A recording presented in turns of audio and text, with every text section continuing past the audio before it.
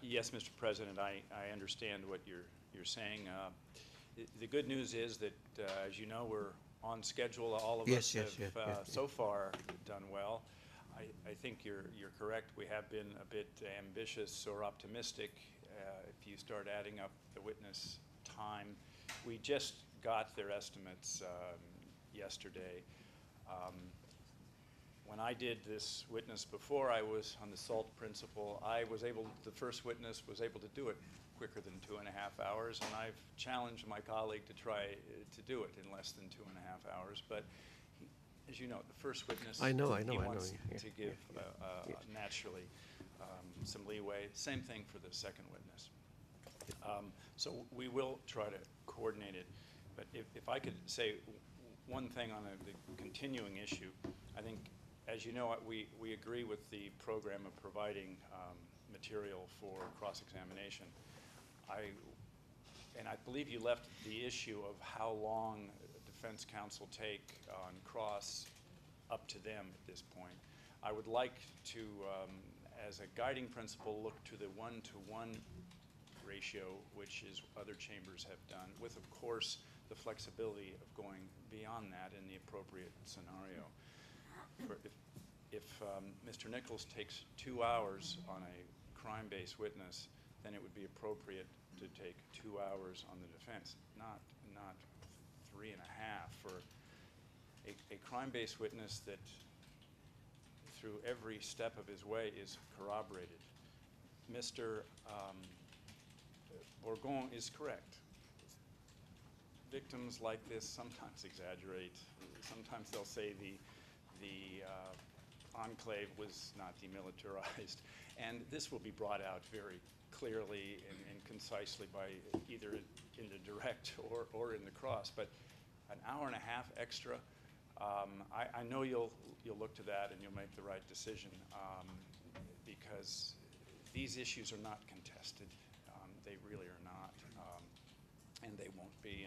And we'll probably agree with the defense on most issues of exaggeration or demilitarization. So if that's all I wanted to say on that point. And one other reminder before I don't forget, I've heard 2 accounts of where accused, I think General Gvero said he'd never been to Srebrenica. It's part of our case that he was there. If there's an alibi defense, we would again ask them, as they're obligated to provide us with an alibi. Mr. Bourgon said that while his client is in the Zvornik area, it appears he's not going to acknowledge that he was at Arahavats, as he knows our case is. So if there's an alibi out there, which appears there is, I would again ask counsel to provide the alibi. It's a bit late in the day, but... Yeah, but there is already a decision in place, which we handed down months ago. Of course, at the time, the composition was different, but we had established a deadline for the indication of alibis. So please do take up what has just been mentioned by Mr. McCloskey. Of course, I cannot commit myself to anything because these are matters that need to be discussed collectively before they are decided. But if there are alibis that are coming to the surface or which you intend to bring to the surface now, do come forward with the necessary relative motions and we'll act upon them. The other thing is I want to make it clear that we are extremely appreciative of the cooperation that already exists between the 2 parties in trying to lay out a proper schedule for the presentation and examination of witnesses. For the time being, we are not looking into whether there should be a 1-to-1 ratio or whether there should be a 1-to-2 ratio or I think I just repeat what we had discussed earlier and incorporated in our guidelines, namely that for the time being this is being experimented. We are taking the word the commitment of the defense teams that they will use profitably the time that they seek for cross-examination. We have no reason to doubt that, and we will just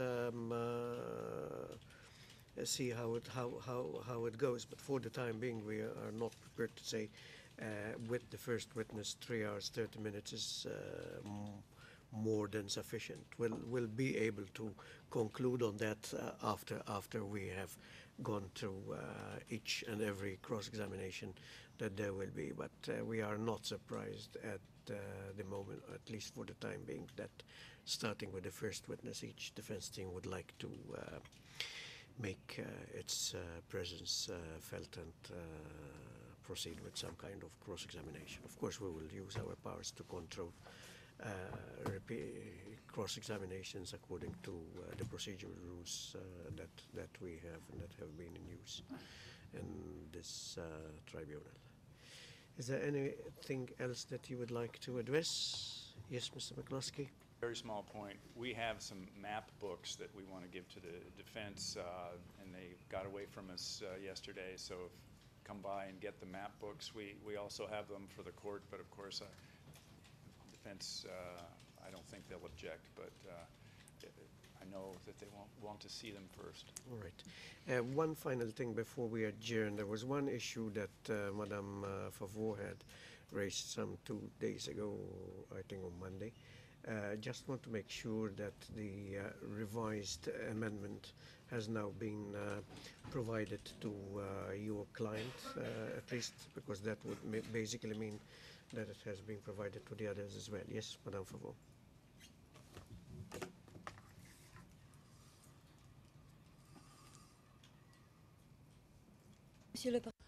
Your Honor, Mr. President, yes, indeed, we have received the copy in Serbocrat on Monday. I passed it on to my client on yesterday morning, and I think that was done also by the other teams. Thank you.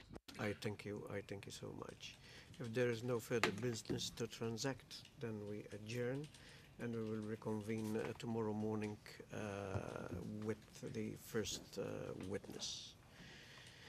The protective measures decision will be handed later on today, but there shouldn't be any problems with the first witness. Thank you. All rise for the full effect.